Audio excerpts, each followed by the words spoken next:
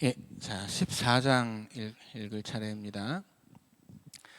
14장을 읽기 전에 먼저 군대를 한번 비교해 볼 필요가 있겠습니다. 11장에 보면 르호보암이 처음 왕이 되었을 때 오늘은 역대하 이스라엘과 11장 르호보암 시대 나라가 18절부터 읽을 쪼개졌을 때 차례입니다. 전쟁을 벌이려고 하죠. 솔로몬의 아들 르호보암 이야기 11장 1절을 보면 그 고요. 전쟁을 위해서 모은 군사가 몇 명이냐면 18만 명이에요.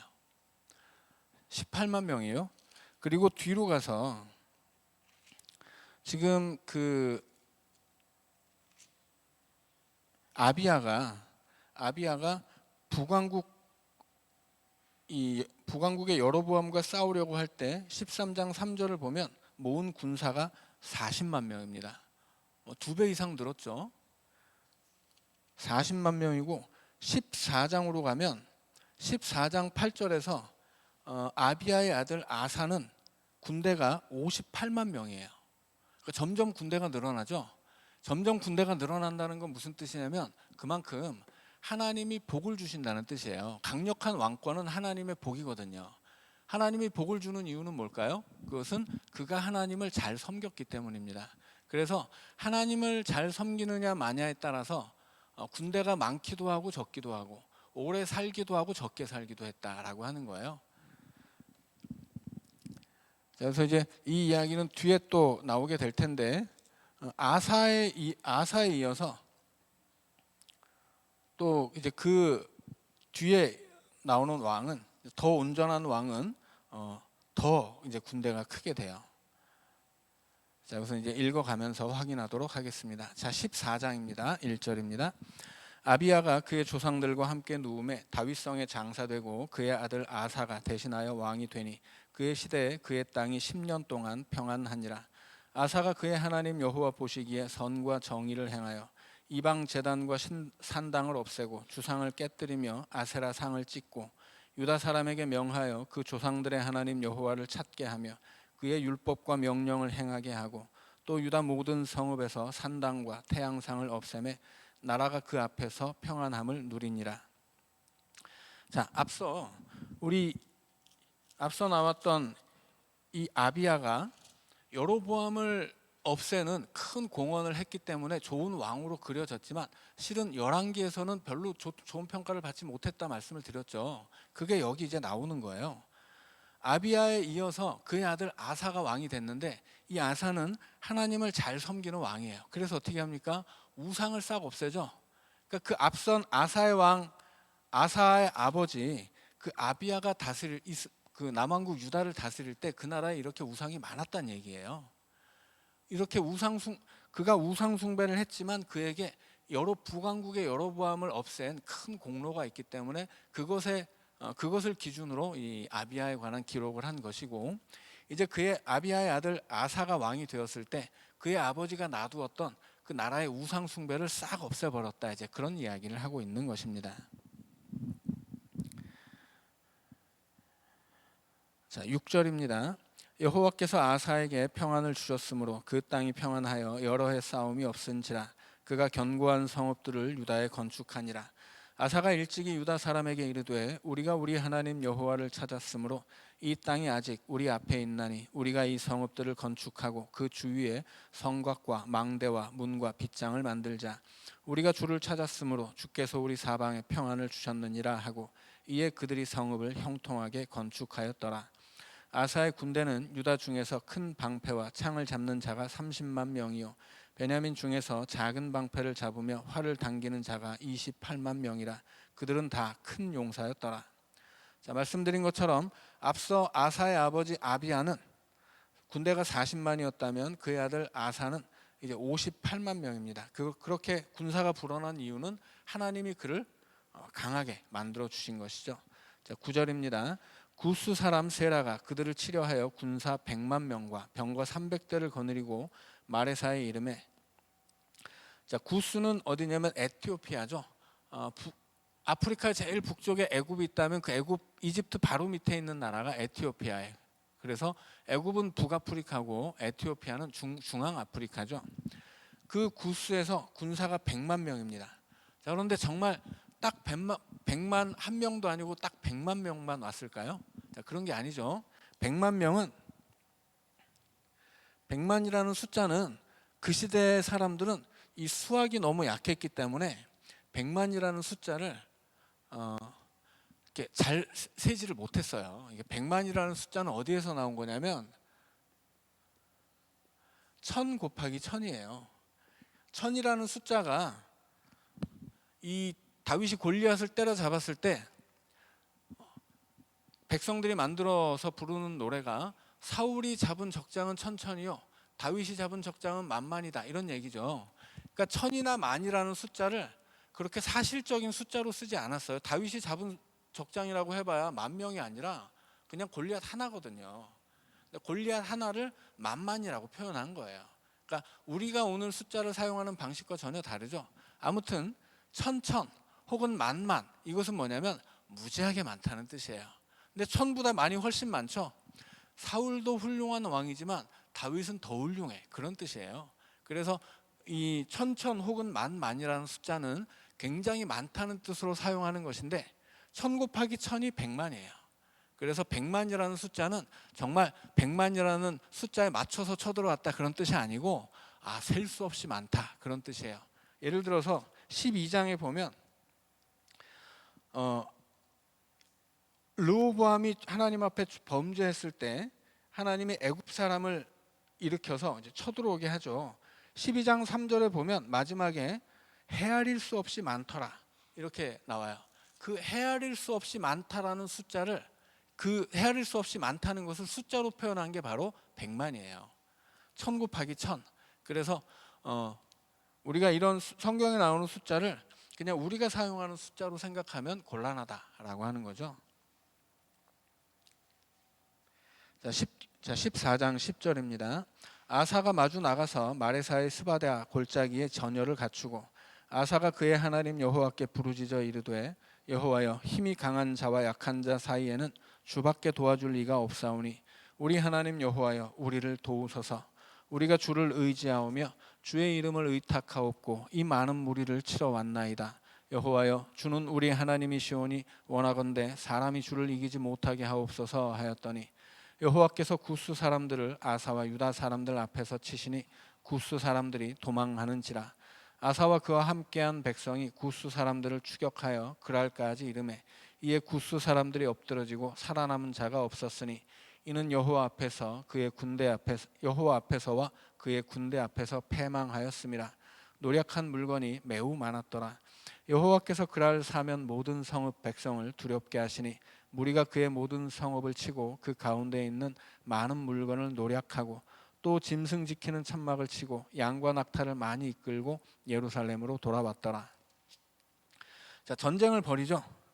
전쟁을 벌이는데 남왕국 유다의 군사는 58만 명이에요. 그런데 상대방의 군사는 100만 명이죠. 이건 역시 전투가 되지 않는 거예요. 자, 그런데 전쟁이 벌어졌을 때 아사가 제일 처음 뭘 해요? 하나님 앞에 기도하고 그 기도가 역대기에 기록되어 있습니다. 이건 뭐냐면 적들이 쳐들어왔는데 왕이 기도를 한다.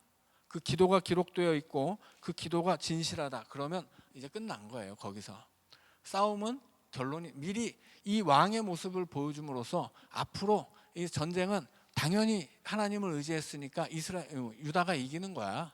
이렇게 말하고 있는 거예요. 이게 이제 계속 이런 패턴이 반복돼요. 그래서 전쟁이 있을 때 하나님을 의지했느냐, 기도했느냐, 아니면 뭐 다른 왕에게 도움을 청했느냐 이런 것에 따라서 전쟁의 결과는 당연히 그 시작부터 딱 갈라지게 되어 있어요.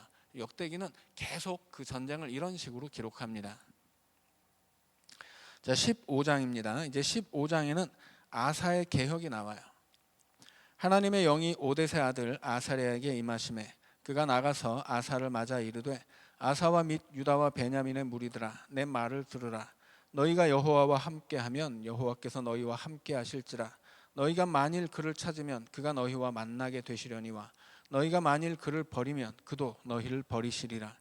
이스라엘에는 참 신이 없고 가르치는 제사장도 없고 율법도 없은 지가 오래되었으나 그들이 그 환난 때에 이스라엘 하나님 여호와께로 돌아가서 찾음에 그가 그들과 만나게 되셨나니 그때 온 땅의 모든 주민이 크게 요란하여 사람의 출입이 평안하지 못하며 이 나라와 저 나라가 서로 치고 이 성읍이 저 성읍과 또한 그러하여 피차 상한 바 되었나니 이는 하나님이 여러 가지 고난으로 요란하게 하셨습니다. 그런즉 너희는 강하게 하라. 너희의 손이 약하지 않게 하라. 너희 상급 행위에는 상급이 있음이라 하니라. 아사가 이 말 곧 선지자 오뎃의 예언을 듣고 마음을 강하게 하여 가증한 물건들을 유다와 베냐민 온 땅에서 없애고 또 에브라임 산지에서 빼앗은 성읍들에서도 없애고 또 여호와의 낭실 앞에 있는 여호와의 제단을 재건하고 또 유다와 베냐민의 무리를 모으고 에브라임과 므낫세와 시므온 가운데에서 나와서 저희 중에 머물러 사는 자들을 모았으니 이는 이스라엘 사람들이 아사의 하나님 여호와께서 그와 함께 하심을 보고 아사에게로 돌아오는 자가 많았음이더라. 자, 아사가 이 구스와의 전쟁에서 승리하고 돌아올 때 오뎃의 아들 아사랴라는 선지자가 예언을 합니다. 그리고 그 예언의 말씀에 따라서 아사가 이스라엘을 또 개혁하죠. 그래서 하나님이 그 이스라엘을 강하게 하시고 아사가 복을 받게 된다는 이야기가 이제 기록되고 있습니다. 자, 그런데 이 이야기가 15장까지 나오는 이야기는 16장으로 가면 완전히 반전이 있어요. 그래서 15장에서 아사가 어떤 일을 했는지를 기억하는 게 중요합니다. 15장 10절입니다. 아사왕 제15년 셋째 달에 그들이 예루살렘에 모이고 그날에 노력하여 온 물건 중에서 소 700마리와 양 7,000마리로 여호와께 제사를 지내고 또 마음을 다하고 목숨을 다하여 조상들의 하나님 여호와를 찾기로 언약하고 이스라엘 하나님 여호와를 찾지 아니하는 자는 대소남녀를 막론하고 죽이는 것이 마땅하다 하고 무리가 큰 소리로 외치며 피리와 나팔을 불어 여호와께 맹세하며 온 유다가 이 맹세를 기뻐한지라. 무리가 마음을 다하여 맹세하고 뜻을 다하여 여호와를 찾았으므로 여호와께서도 그들을 만나 주시고 그들의 사방에 평안을 주셨더라. 아사 왕의 어머니 마아가가 아스라의 가증한 목상을 만들었으므로 아사가 그의 태후의 자리를 폐하고 그의 우상을 찢고 빻아 기드론 시냇가에서 불살랐으니 산당은 이스라엘 중에서 제하지 아니하였으나 아사의 마음이 일평생 온전하였더라. 그가 또 그의 아버지가 구별한 물건과 자기가 구별한 물건 곧 은과 금과 그릇들을 하나님의 전에 드렸더니 이때부터 아사 왕 제35년까지 다시는 전쟁이 없으니라. 자, 전쟁이 없다는 것, 그래서 평안하다는 것은 하나님을 잘 섬겨서 하나님께 복을 받았다는 뜻이에요. 자, 하나님께 그렇게 복을 받기 위해서 아사는 아사랴라는 선지자의 예언에 따라서 나라를 개혁하고 우상을 섬기지 않기로 하나님만 찾기로 이제 언약을 합니다. 그리고 심지어 자기 어머니가 우상을 섬기니까 자기 어머니를 폐비시켰어요. 그리고 그 어머니가 섬기던 우상을 아주 가루로 만들어 버렸죠. 자, 그래서 그는 복을 받고 하나님이 그를 평안하게 하신 거예요. 자, 그런데 이제 16장으로 가면 완전히 다른 이야기가 나옵니다. 자, 16장 1절입니다. 아사 왕 제36년에 36년이라는 건 무슨 얘기예요? 앞서 19절에서 35년까지 전쟁이 없었어요. 왜냐하면 하나님을 잘 섬겼으니까. 그리고 이제 36년에 적들이 쳐들어오게 되는데 그것은 무슨 뜻이에요? 아, 하나님 안 섬겼구나. 이제부터는 그런 이야기입니다. 자, 16장 1절입니다. 아사 왕 제36년에 이스라엘 왕 바아사가 유다를 치러 올라와서 라마를 건축하여 사람을 유다 왕 아사에게 왕래하지 못하게 하려 한지라. 아사가 여호와의 전 곳간과 왕궁 곳간에 은금을 내어다가 다메섹에 사는 아람 왕 벤하닷에게 보내며 이르되 내 아버지와 당신의 아버지 사이에와 같이 나와 당신 사이에 약조하자.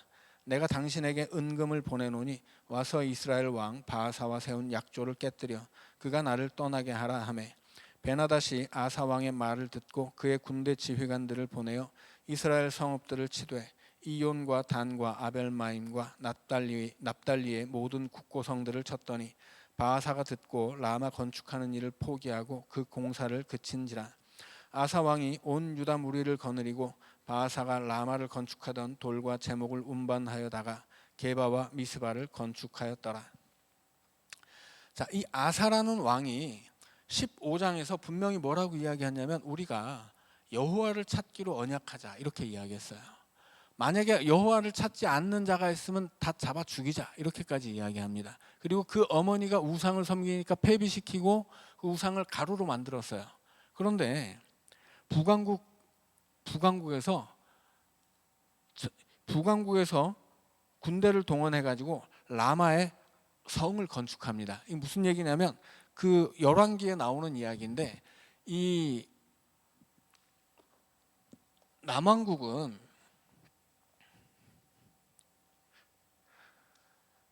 이 라마라고 하는 건 뭐냐면 이 국경선에다가 이 국경선을 강화하고 성을 세우는 거예요. 자, 여기서 의도하는 게 뭐냐면 무역 방해입니다.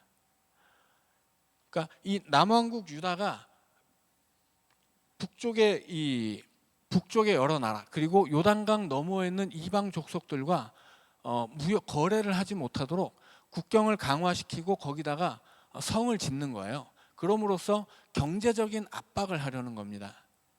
자, 그래서 그때 여기에 이 아사라는 왕이 신앙적으로 대응을 했다면, 앞선 이야기대로 했다면 하나님을 의지하고 그들을 쳤어야 돼요.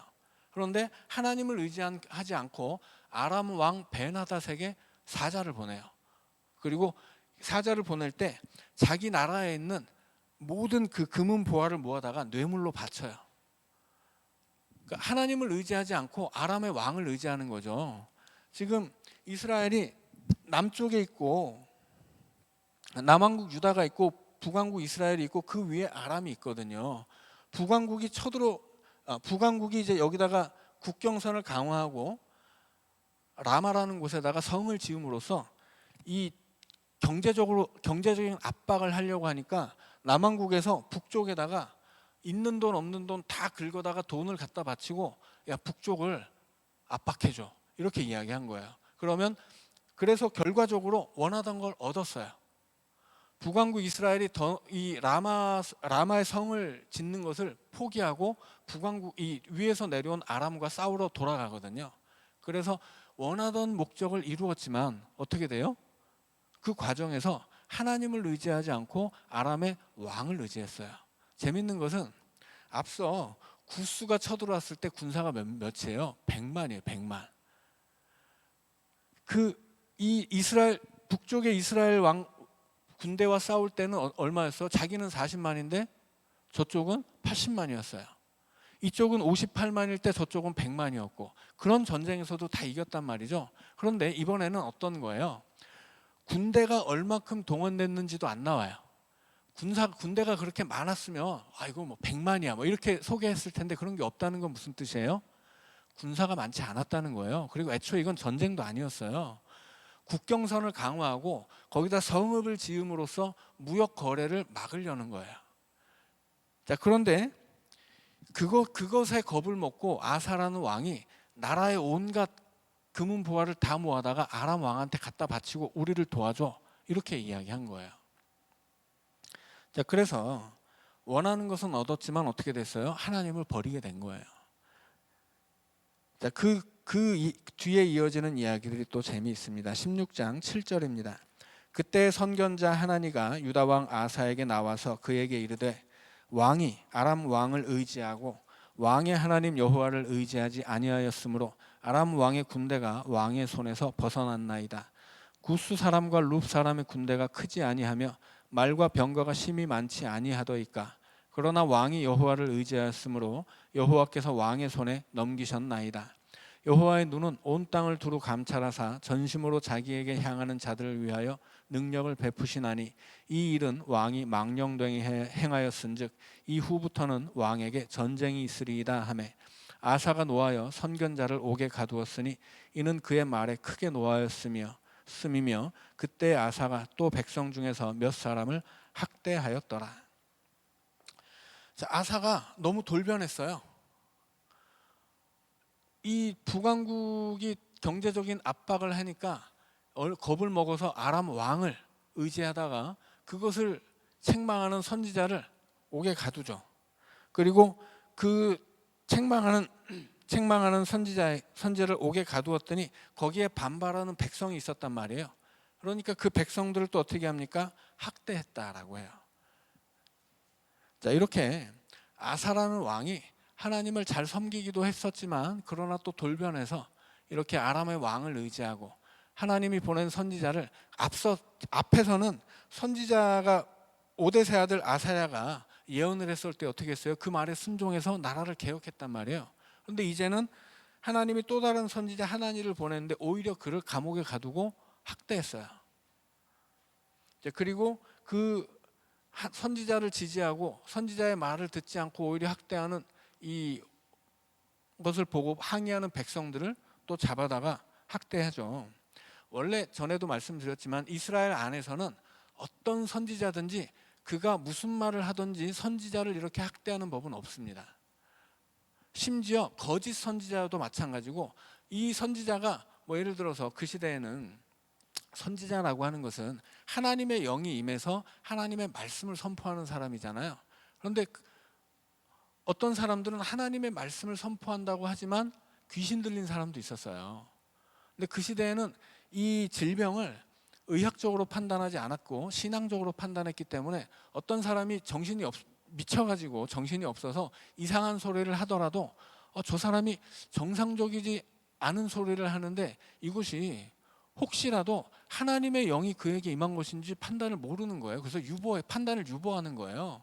그래서 이 사람이 정상적으로 보이건 정상적으로 보이지 않건 이 사람이 나에게 유리한 예언을 하건 유리하지 않은 예언을 하건 어떤 선지자라도 하나님이 스스로 내가 하나님이 보내서 나는 이런 얘기를 하는 거야 라고 얘기하면 그를 판단한다거나 그에게 해코지를 하는 것이 금지되어 있었어요. 이스라엘에서 악한 왕들도 그렇게 악한 왕이나 우상을 섬기는 이 신하들도 그래서 함부로 선지자를 해치는 경우가 없었어요. 그런데 지금 이 아사라는 왕이 자기에게 해로운 예언을 하니까 그 선지자를 잡아다 옥에 가두고 그리고 그 선지자를 가뒀다고 비난하는 백성들을 학대했다라고 하는 거죠. 결국 이 아사는 그렇게 하나님 앞에 온전한 모습으로 출발했지만 결국은 온전치 못하게 돼요. 그래서 어떻게 됩니까? 아람 왕이 쳐들어와서 전쟁을 일으키게 된다라고 하는 것입니다. 자, 11절입니다. 아사의 처음부터 끝까지의 행적은 유다와 이스라엘 열왕기에 기록되니라. 아사가 왕이 된 지 39년에 그의 발이 병들어 매우 위독하였으나 병이 있을 때에 그가 여호와께 구하지 아니하고 의원들에게 구하였더라. 아사가 왕위에 있은 지 41년 후에 죽어 그의 조상들과 함께 누움에 다윗성에 자기를 위하여 파두었던 묘실에 무리가 장사하되 그의 시체를 법대로 만든 각양 향 재료를 가득히 채운 상에 두고 또 그것을 위하여 많이 분향하였더라. 자, 이제 아사가 35년 동안은 잘 다스렸어요. 하나님 잘 섬기면서. 그런데 36년부터 이제 망하기 시작한 거죠. 그래서 결국 39전에 병들어 죽게 되는데 그때 발에 병들었을 때 하나님께 구하지 않고 의원들에게 구해요. 그러니까 이제 이 아사라는 왕이 끝내 하나님을 그렇게 버렸다 하는 이야기죠. 그리고 당연히 하나님께 버림을 받았다 하는 것입니다. 자, 17장입니다. 아사의 아들 여호사밧이 대신하여 왕이 되어 스스로 강하게 하여 이스라엘을 방어하되 유다 모든 견고한 성읍에 군대를 주둔시키고 또 유다 땅과 그의 아버지 아사가 정복한 에브라임 성읍들에 영문을 두었더라. 자, 영문은 군대 진 혹은 그 군대가 출입하는 문이에요. 자, 그래서 에브라임 산지까지 진출해서 그곳에 군대를 주둔시켰다 하는 이야기입니다. 3절입니다. 여호와께서 여호사밧과 함께 하셨으니 이는 그가 그의 조상 다윗의 처음 길로 행하여 바알들에게 구하지 아니하고 오직 그의 아버지의 하나님께 구하며 그의 계명을 행하고 이스라엘의 행위를 따르지 아니하였음이라. 그러므로 여호와께서 나라를 그의 손에서 견고하게 하심에 유다 무리가 여호사밧에게 예물을 드렸으므로 그가 부귀와 영광을 크게 떨쳤더라. 그가 전심으로 여호와의 길을 걸어 산당들과 아세라 목상들도 유다에서 제거하였더라. 자, 이제 아사의 아들 여호사밧이 왕이 됐는데 이 여호사밧은 하나님께 구하는 사람이에요. 그래서 하나님이 이제 그를 복되게 하십니다. 자, 그런데 좀 의아한 구절도 있어요. 자, 4절에 보면 17장 4절에서 오직 그의 아버지의 하나님이라고 하는 말이 나오죠. 그 아버지가 누구예요? 아사예요. 아사인데 아사는 끝내 하나님을 버리고 하나님께 버림받은 왕이죠. 그런데 그의 아버지의 하나님이라고 한단 말이에요. 자, 이것은 유대인들이 사용하는 언어의 방식이에요. 그래서 우리는 아버지 그러면 우리 아버지잖아요. 그 아버지는 할아버지예요. 그래서 아버지를 할아버지라고 하면 절대로 안 되고 할아버지를 아버지라고 해도 안 돼요. 아버지는 아버지, 할아버지는 할아버지예요. 그런데 이스라엘 백성들은 달라요. 할아버지도 아버지라고 부르고 손자도 아들이라고 불러요. 이것은 그래서 그 이스라엘 백성들이 언어를 사용할 때 우리랑 조금 다르다는 걸 이해하셔야 돼요. 그러니까 우리는 예를 들어서 뭐 어처구니가 없다 그러면 어처구니는 맷돌의 손잡이잖아요. 이것은 맷돌의 손잡이가 없다는 것은 좀 당황스러운데 뭐 이런 뜻이거든요. 근데 이걸 그대로 번역하면 어떻게 되겠어요? 외국 사람들이 얘가 갑자기 왜 맷돌 얘기를 하지? 맷돌의 손잡이가 없다는 거 왜 굳이 여기서 이야기하지? 이렇게 생각할 거 아니에요. 근데 우리는 맷돌 손잡이를 그냥 어이없다는 뜻으로 사용하는 거예요. 그러니까는 그 말이 번역됐을 때 외국 사람들은 이해하기가 어렵죠. 그러니까 우리도 이스라엘 사람들이 그 시대의 언어를 어떻게 사용했는지를 좀 이해해야 돼요. 그래야 오해를 안 한다고 하는 거예요. 그래서 갑자기 아사의 아버지의 하나님 이렇게 나오면 아사는 하나님 버린 왕인데 이렇게 생각할 수 있지만 유대인들은 아버지라고 할 때 아버지만이 아니라 그 조상들까지를 다 포함하는 거예요. 그래서 앞에 누가 나와요? 다윗이 나오잖아요. 다윗이 행한 길로 걸었다 이렇게 나오죠. 그래서 여기서의 아버지는 그 다윗을 이야기하는 거예요. 그래서 이스라엘 사람들은 아버지뿐 아니라 할아버지, 증조 할아버지도 그 조상들을 향해서 아버지라고 부르기도 하고 그 자손들은 아들이든 손자든 증손자든 다 그 후손들을 다 아들이라고 표현했었구나 이렇게 이해하시면 됩니다. 자, 17장 7절입니다. 그가 왕위에 있은 지 3년에 그의 방백들 벤하일과 오바댜와 스가랴와 느다넬과 미가야를 보내어 유다 여러 성읍에 가서 가르치게 하고 또 그들과 함께 레위 사람 스마야와 느다냐와 스바랴와 아사헬과 스미라못과 여호나단과 아도니야와 도비야와 도바도니야 등 레위 사람들을 보내고 또 저희와 함께 제사장 엘리사마와 여호람을 보내었더니 그들이 여호와의 율법책을 가지고 유다에서 가르치되 그 모든 유다 성읍들로 두루 다니며 백성들을 가르쳤더라.